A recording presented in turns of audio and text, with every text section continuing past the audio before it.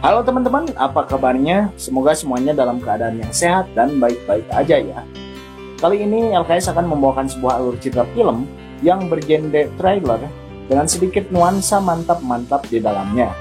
Judul filmnya I Spit on Your Grave, kalau dalam bahasa saya, Kuaing Ciduhan Kuburan Sia. Film yang dirilis tahun 2010 ini adalah remake dari film orisinilnya yang dirilis pada tahun 70-an. Seperti apa alur ceritanya? Yuk langsung aja kita tonton videonya. Tapi sebelumnya, bagi yang berkenan, boleh subscribe channel ini. Dan yang suka sama videonya, boleh kasih like juga.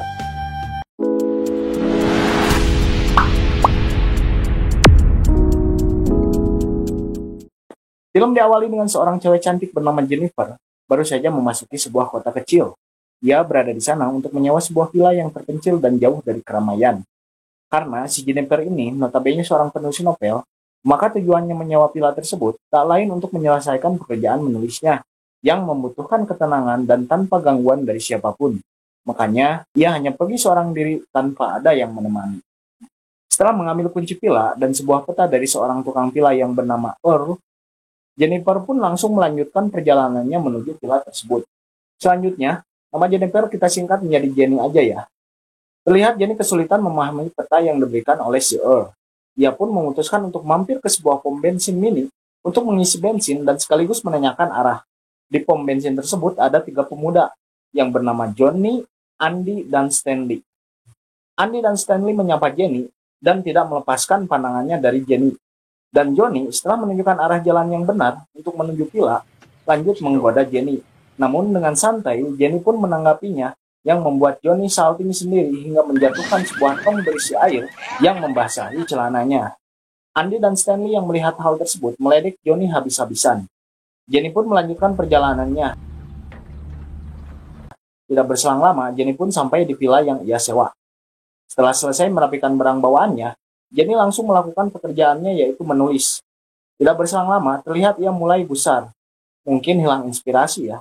Ia pun memutuskan untuk bersantai sejenak dengan berjemur di tepian danau yang tidak jauh dari vilanya, dan ia berjemur hanya mengenakan dalemannya aja. Tiba-tiba ia merasakan di kejauhan ada yang mengawasinya, namun ia menepis perasaan tersebut dan kembali bersantai. Hari sudah gelap, terlihat Jenny yang sedang menelpon pacarnya, terganggu oleh suara-suara yang berasal dari semacam gudang yang tidak jauh dari vilanya. Ia pun menyudahi teleponnya dan mengecek ke gudang tersebut. Namun tidak ada apa-apa di sana selain beragam peralatan dan beberapa jeligen bahan kimia, seperti soda api dan lain-lain. Jenny pun kembali ke teras vilanya dan memutuskan untuk kembali menulis. Namun baru saja ia memulai, ia tidak sengaja menumpahkan minumannya hingga mengotori pakaiannya. Dengan kesal, ia masuk ke dalam untuk mencuci pakaiannya. Di scene ini, sudut pandang kamera memperlihatkan bahwa Jenny sedang ada yang mengawasi. Scene berpindah ke pagi hari, terlihat Jenny sedang melakukan jogging. Tidak berselang lama, ia menghentikan larinya. Ia kembali merasakan ada sesuatu yang mengawasinya dari kejauhan. Namun perhatiannya teralihkan oleh sebuah bangunan yang berada di tengah hutan, semacam pondok lah, yang nampaknya sudah tidak terawat lagi. Rasa penasarannya mengarahkan ia untuk memasuki pondok tersebut. Jadi mengecek setiap ruangan yang ada di pondok tersebut, namun tidak ada apa-apa, selain beberapa barang usang yang mungkin sengaja ditinggalkan oleh pemiliknya terdahulu. Jenny pun kembali ke vilanya. Tibanya di villa, ia terlihat akan membasuh mukanya di wastafel.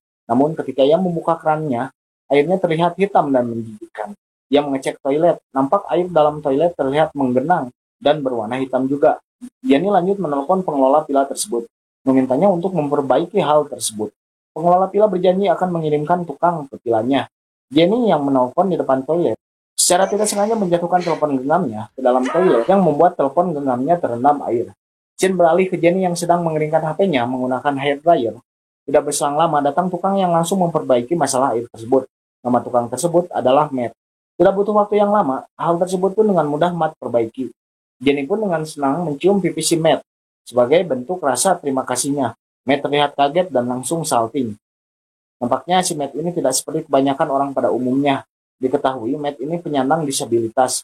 Matt pun dengan gugup pamit buru-buru untuk pulang.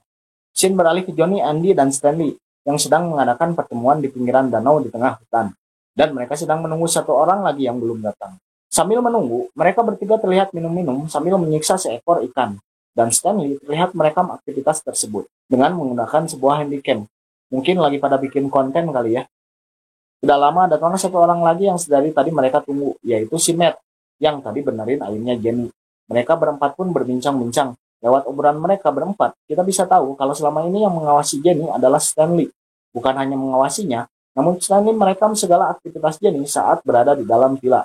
Jenny yang masih kesal dengan Jenny soal kejadian di pom bensin sebelumnya, merencanakan sesuatu untuk membalas dendam terhadap Jenny. Chin berpindah ke Jenny yang sedang terlihat kesal. Ia belum mendapat inspirasi lagi untuk tulisannya. Ditambah, HP-nya yang kecebur WC tidak kembali menyala meski sudah di hairdryer. Jenny pun memutuskan untuk menghisap rokok Genji agar pikirannya kembali rileks. Shin berpindah ke Jenny yang terbangun dari tidurnya. Rupanya ia ketiduran di sofa setelah mengkonsumsi narkoboy tadi. Jenny pun memutuskan untuk melanjutkan tidurnya di kamar. Namun terdengar suara dari luar villa. Jenny pun pergi keluar untuk mengeceknya. Namun tidak ada apa-apa di sana. Jenny kembali ke dalam dan mengunci pintu depannya. Ia mengambil segelas air lalu berjalan ke arah kamar. Namun tiba-tiba Jenny terkagetkan oleh suara yang datang dari arah belakang. Terdengar seperti ada sesuatu yang melempar pintu belakangnya. Jenny mengeceknya, ia melihat ada bangkai burung yang tergeletak di depan pintu belakangnya. Dan dari arah gudang yang sempat ia periksa sebelumnya, terlihat pintu gudang tersebut sedikit bergerak-gerak. Jenny mengecek gudang tersebut. Namun ia tidak menemukan apa-apa di sana. Jenny pun memutuskan untuk kembali ke vilanya. Baru saja memasuki vilanya, Jenny dikagetkan oleh Johnny dan kawan-kawan yang tiba-tiba sudah berada di dalam villa. Dan bukan hanya ada Johnny dan kedua antek-anteknya, si Matt pun hadir setelah diteriaki namanya untuk masuk ke dalam. Johnny dan kedua temannya tersebut mulai membuat Jenny ketakutan. Dan Matt hanya diam dan terlihat sama ketakutan. Dan Stanley terlihat terus merekam semua yang terjadi di sini dengan menggunakan handycam-nya. Seksi dokumentasi kali si Stanley ini ya. Jenny mengatakan bahwa ia sudah menelepon polisi dan ia mempunyai pacar yang sedang dalam perjalanannya menuju ke tempat ini. Namun gertakan-gertakan tersebut tidak membuat Johnny dan kawan-kawan berhenti mengganggunya. Karena mereka tahu kalau Jenny hanya berbohong untuk menakuti mereka. Johnny meminta Jenny untuk minum bersamanya, namun Jenny menolaknya. Johnny dan kedua kawannya terlihat tidak senang dan makin menjadi mengganggu si Jenny. Jenny mulai panik dan sesekali menangis. Jenny bertanya apa mau mereka. Lalu Johnny menjawabnya dengan menyodorkan botol minuman. Jenny pun mau tidak mau meminumnya. Jenny meminta maaf atas kejadian di pom bensin jika hal tersebut membuat Johnny malu. Namun itu tidak membuat Johnny dan kawan-kawan berhenti mengganggunya. Johnny sekarang ingin melihat giginya Jenny. Dan Andy terus melempari Jenny dengan berbagai benda kecil. Dan Matt hanya bisa diam dan sesekali ia terlihat geram atas apa yang Johnny dan kawan-kawan lakukan terhadap Jenny. Namun Matt tidak berani berbuat apa-apa. Johnny mengeluarkan pistol dari celananya. Ia akan pergunakan pistol tersebut untuk lebih membuat Jenny ketakutan. Johnny meminta Jenny untuk menciumi pistolnya. Bukan pistol yang lain ya. Pistol asli ini mah pistol. Jangan ngeres dulu, awas nih. Jenny sambil menangis pun tidak mempunyai pilihan yang lain selain menuruti semua yang diperintahkan oleh Johnny dan kawan-kawan. Johnny dan kawan-kawan mengatakan sekarang giliran Matt untuk bermain dengan Jenny. Namun Matt dengan gugup pun menolaknya. Andy yang terlihat tidak sabar mengambil alih permainan. Ia memasukkan botol yang sedari tadi ia pegang ke dalam mulut Jenny secara paksa. Botol beneran ini mah, bukan botol yang lain. Awas jangan ngeres dulu. Namun karena Andy lengah, Jenny mengeluarkan botol tersebut dari mulutnya dan langsung memukulkannya ke lutut Andy. Jenny lantas dengan sigap mengambil semprotan merica yang berada tidak jauh darinya, menyemprotkannya ke wajah Stanley yang coba menangkapnya. Jenny pun sesegera mungkin keluar dari villa tersebut dan berlari ke arah hutan. Jenny berlari sekencang yang ia bisa. Ia berlari sambil sesekali menoleh ke belakang, takut akan Johnny dan kawan-kawan mengejarnya. Karena tidak fokus melihat ke depan, Jenny pun menabrak seorang bapak-bapak. Bapak-bapak tersebut terlihat sedang berburu bersama Earl, tukang villa yang di awal film kita lihat. Si bapak-bapak yang Jenny tabrak berusaha menenangkan Jenny yang terlihat panik dan terus meminta pertolongan. Si bapak-bapak tersebut berkata kepada Jenny bahwa ia seorang sheriff. Jenny diminta untuk tenang dan menceritakan apa yang ia alami. Setelah Jenny selesai bercerita, sheriff tersebut pun berpamitan kepada Earl. Ia akan mengantarkan Jenny kembali ke villa dan menyelesaikan masalah yang dialami oleh Jenny. Shin berpindah ke Jenny yang ditemani oleh sheriff yang tadi, kembali ke villanya menggunakan mobil dinas milik si sheriff. Setelah berada di dalam villa, sheriff pun mencari Johnny dan kawan-kawan. Dengan mengecek ke semua ruangan, seraya terus memanggil nama Johnny dan kawan-kawan. Setelah yakin Johnny dan kawan-kawan tidak ada di dalam villa tersebut, si sheriff lanjut menanyai Jenny tentang beberapa benda milik Jenny yang ada di villa tersebut. Mulai dari stok miras milik Jenny yang sangat banyak, sampai ke puntung rokok Genji yang Sheriff itu temukan di dalam sebuah aspak. Jenny dengan terbata-bata menjawab semua pertanyaan si Sheriff, namun ia berbohong perihal rokok Genji. Jenny mengatakan itu milik orang-orang yang datang menyerang dia. Namun si Sheriff tidak bisa dibohongi karena di puntung tersebut terdapat bekas lipstik yang menempel. Dikarenakan menemukan narkoboy, Sheriff lalu melakukan pemeriksaan lebih lanjut terhadap Jenny. Jenny diminta merentangkan tangan dan kakinya, seraya menghadap ke arah tembok. Si Sheriff pun mulai menggeledah Jenny, namun si Sheriff keenakan melakukan penggeledahan. Ia mulai keterusan meraba-raba tubuh Jenny dan lanjut memeluk Jenny dari belakang. Dan tidak berselang lama, muncul kawanan Johnny yang kembali memasuki villa. Dan alih-alih mengamankan Johnny dan kawan-kawan, si Sheriff tersebut malah ikut-ikutan mengganggu Jenny. Ternyata si Sheriff tersebut sama bejatnya dengan Johnny dan kawan-kawan. Si Sheriff menyuruh kembali si Jenny melakukan apa yang pernah Johnny suruh kepadanya, seperti memperlihatkan giginya, menyuruh Jenny meringkik, membungkuk, dan lain-lain. Pokoknya si Jenny diperlakukan layaknya ia seekor kuda. Dan seperti sebelumnya, semua kegiatan ini masih direkam oleh si Stanley. Tiba saatnya niat utama para bajingan ini akan dilakukan, yaitu memperkaos si Jenny. Matt mendapat giliran yang pertama, namun Matt dengan ketakutannya menolak untuk melakukan hal tersebut. Namun Johnny mengancam akan melukai Jenny jika Matt tidak melakukannya. Takut Jenny dilukai, Matt pun melakukannya. Namun kepunyaan si Matt tidak kunjung berdiri. Si Sheriff pun menyuruh Jenny untuk menari dan berjingkrak, agar kepunyaan si Matt sedikit tergugah. Tidak tahan melihat Jenny terus-terusan diperlakukan tidak senonoh, si Matt pun memberikan diri mencium Jenny sebagai permulaannya. Namun Matt ditampar dengan keras oleh si Jenny.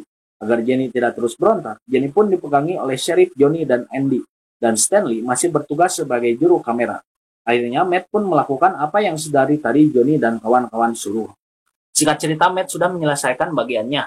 Johnny dan kawan-kawan mengeluh-elukan si Matt. Namun si Matt yang baru pertama kali melakukan hal tersebut terlihat sangat kelelahan dan pada akhirnya muntah-muntah. Jenny terlihat terpukul dengan apa yang menimpanya. Dia dengan lemas berdiri dan berjalan keluar lewat pintu belakang, tanpa mengenakan celananya terlebih dahulu. Dia berjalan dengan lunglai menyusuri hutan. Namun tidak lama, langkahnya terhentikan oleh Johnny dan kawan-kawan, yang tiba-tiba ada di hadapannya. Jenny pun kembali ditangkap. Kepalanya dimenamkan beberapa kali ke dalam kubangan air oleh si Andy. Dan yang mendapat giliran kedua ialah si Sheriff. Jenny yang tidak berdaya hanya bisa pasrah dan berharap semua ini segera berakhir. Scene berpindah ke Jenny yang siuman dari pingsannya. Dia pingsan karena saking kelelahannya dimantap-mantap secara paksa oleh para bajingan ini. Terlihat semua sudah menyelesaikan gilirannya. Jenny pun dengan bersusah payah mencoba berdiri dan meninggalkan tempat tersebut. Terlihat ia sangat kesakitan, bahkan hanya untuk melangkahkan kakinya. Jenny berjalan tak tentu arah menyusuri hutan. Johnny dan kawan-kawan mengekor dari belakang. Sampailah Jenny di sebuah jembatan. Si Sheriff mengokang senjatanya, berniat menghabisi si Jenny. Dia tidak mau mengambil resiko dengan membiarkan Jenny hidup. Namun tidak diduga, Jenny menjatuhkan dirinya ke sungai yang berada di bawah jembatan tersebut dan tidak terlihat muncul kembali ke permukaan. Scene berpindah ke Johnny dan kawan-kawan yang terlihat cemas karena kehilangan Jenny. Sheriff memerintahkan semuanya untuk berpencar menyisir semua area pinggiran sungai sampai ke hilir. Dan jangan ada yang berhenti sampai Jenny ditemukan baik hidup atau mati. Scene berpindah ke Johnny dan kawan-kawan yang berkumpul di hilir sungai. Pencarian mereka berujung nihil. Si Sheriff terlihat paling cemas akan hal tersebut. Ia memerintahkan Andy untuk membakar semua barang-barang milik Jenny yang masih tertinggal di villa. Ia memerintahkan juga kepada Johnny untuk membongkar mobil milik Jenny. Dan si Sheriff memarahi Stanley yang dari awal sampai akhir merekam semua aktivitas mereka. Sheriff menyuruh Stanley untuk membakar kaset rekaman tersebut, lalu membubarkan kumpulan untuk segera melakukan apa yang ia perintahkan. Scene berpindah ke Johnny, Andy, dan Stanley yang sedang membakar barang-barang milik Jenny. Dan setelah ini, mereka berencana untuk langsung membongkar kendaraan milik Jenny. Scene berpindah ke si Sheriff yang mengembalikan kunci villa kepada si Earl. Sheriff mengatakan kalau ia harus memulangkan Jenny, dikarenakan Jenny membawa banyak sekali miras dan kedapatan menyimpan dan mengkonsumsi narkoboy. Earl tidak menaruh curiga apapun. Ia pun lantas menerima kuncinya dan mengajak si Sheriff sedikit berbasa-basi. Sebelum pada akhirnya si Sheriff meninggalkan tempat tersebut. Hari berganti hari, meski pencarian terus dilakukan, namun Johnny dan kawan-kawan tidak pernah menemukan Jenny, baik dalam keadaan hidup ataupun sudah menjadi mayat. Pada akhirnya, keadaan kembali seperti semula bagi Johnny dan kawan-kawan. Mereka kembali menjalani hidupnya seolah tidak pernah melakukan sebuah kejahatan. Namun berbeda dengan Matt, yang terus dihantui rasa bersalahnya. Ia tiap hari berada di sekitaran sungai untuk terus mencari Jenny. Scene berpindah ke suatu malam. Si Sheriff sedang menonton TV bersama istrinya. Tiba-tiba ia menerima telepon dari Earl yang mengabari bahwa ada kerabat dari Jenny yang menelponnya dan menanyakan keberadaan Jenny kepada Earl karena sudah 1 bulan tidak mendengar kabar darinya lagi. Earl meminta si Sheriff untuk menelpon kerabatnya Jenny tersebut. Dikarenakan setahu Earl, si Sheriff lah orang yang terakhir Jenny temui di tempat ini. Si Sheriff pun dengan perasaan gelisah berjanji akan menelpon kerabatnya Jenny itu esok hari. Chin berpindah ke Stanley yang berlari menemui Johnny dan Annie yang tengah nongkrong dan bersantai. Stanley mengabari bahwa handycamnya hilang dicuri seseorang. Dan kabar buruknya, kaset yang berisikan rekaman kejahatan mereka tersimpan di dalam handycam tersebut. Johnny langsung marah ketika tahu bahwa kaset rekaman tersebut tidak dihancurkan oleh si Stanley. Ia pun memukuli Stanley yang tidak lama direlai oleh Andy. Chin berpindah ke Johnny yang sedang menonton TV. Tiba-tiba ia mendengar suara, seolah ada yang melempar pintu rumahnya dengan sesuatu. Johnny pun pergi untuk mengeceknya. Ia pun mendapati seorang bangkai burung tergeletak di depan pintu rumahnya. Masih ingat kan, si Jenny juga pernah ditakut-takuti oleh metode seperti ini. Tidak menemukan pelakunya, Johnny pun memutuskan untuk masuk kembali ke dalam. Namun baru saja ia mau duduk kembali di sofanya, suara yang sama pun terdengar kembali. Johnny dengan sigap kembali pergi mengeceknya. Kembali ada bangkai burung di depan pintunya. Namun tidak ada siapa-siapa sejauh yang bisa Johnny lihat. Johnny pun meneriaki nama Andy dan Stanley. Dia berpikir kedua orang itu yang iseng terhadapnya. Namun tidak ada jawaban. Johnny pun kembali ke dalam dan baru saja ia kembali duduk. Hal serupa terjadi kembali. Kali ini sebuah sandal perempuan yang tergeletak di depan pintunya. Johnny pun menembak ke berbagai arah, berharap membuat siapapun yang mengganggunya merasa takut. Johnny pun berjalan mengecek halamannya. Terlihat di tanah tergeletak beberapa buah karet gelang. Sebuah benda yang kerap kali dimainkan oleh si Matt. Chin berpindah ke Sheriff yang baru kembali pulang ke rumahnya. Ia memberikan istrinya seikat bunga. Istrinya berterima kasih dan bilang bahwa ada sebuah kiriman paket yang ditujukan untuk si Sheriff. Sheriff pun lantas melihatnya. Ia terlihat sangat kaget. Isi paket tersebut adalah sebuah kaset rekaman yang bertuliskan kata Stanley Vision. Beruntung baik istri maupun anak si Sheriff belum ada yang memutar kaset rekaman tersebut. Sheriff pun berpamitan kepada istrinya karena ia bilang ada sesuatu yang harus dia urus.